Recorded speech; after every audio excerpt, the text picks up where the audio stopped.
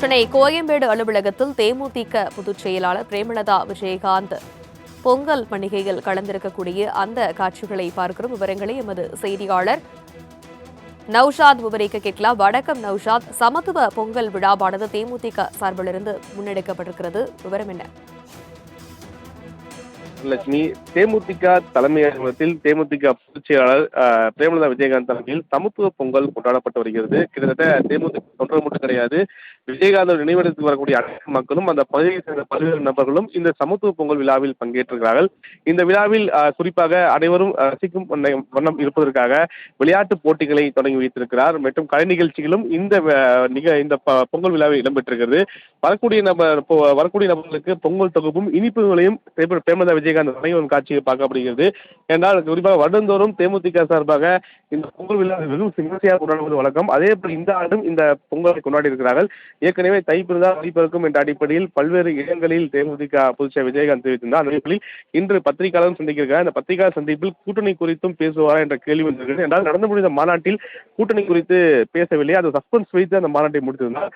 அந்த அடிப்படையில் இந்த தை பிறந்த உடனேயே குறிப்பாக இந்த மாதத்துக்குள் மிக முக்கியமான முடிவெடுப்பு என்று தெரிந்த நிலையில் இன்று அவர் பத்திரிகை சந்திப்பில் என்ன பேசுவார் எதிர்பார்ப்பு கூட்டியிருக்கிறது. இந்த நிலையில் தான் இந்த சமத்துவ பொங்கலை குறிப்பாக கோலாகலமாக தேமுதிக தலைமை அலுவலகம் முன்பாக கொண்டாடப்படுகிறது.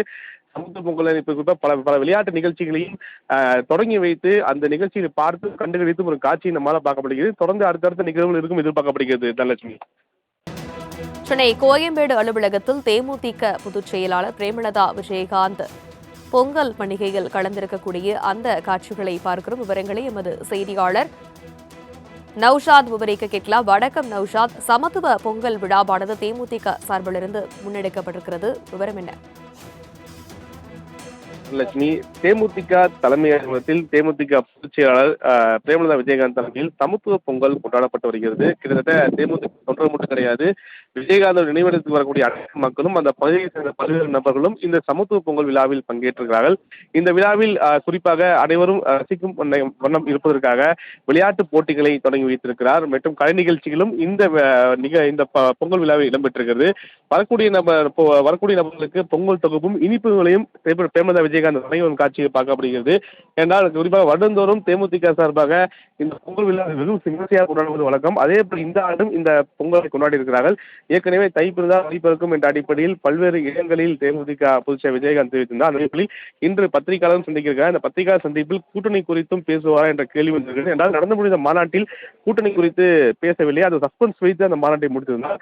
அந்த அடிப்படையில் இந்த தை பிறந்த உடனேயே குறிப்பாக இந்த மாதத்துக்குள் மிக முக்கியமான முடிவெடுப்பு என்று தெரிந்த நிலையில் இன்று அவர் பத்திரிகை சந்திப்பில் என்ன பேசுவார் எதிர்பார்ப்பு கூட்டியிருக்கிறது. இந்த நிலையில் தான் இந்த சமத்துவ பொங்கலை குறிப்பாக கோலாகலமாக தேமுதிக தலைமை அலுவலகம் முன்பாக கொண்டாடப்படுகிறது. சமத்துவ பொங்கலை குறிப்பாக பல விளையாட்டு நிகழ்ச்சிகளையும் தொடங்கி வைத்து அந்த நிகழ்ச்சியை பார்த்து கண்டுகளித்தும் ஒரு காட்சி நம்மால் பார்க்கப்படுகிறது. தொடர்ந்து அடுத்தடுத்த நிகழ்வுகள் இருக்கும் எதிர்பார்க்கப்படுகிறது. தனலட்சுமி. விவரங்களுக்கு நன்றி நௌஷாத்.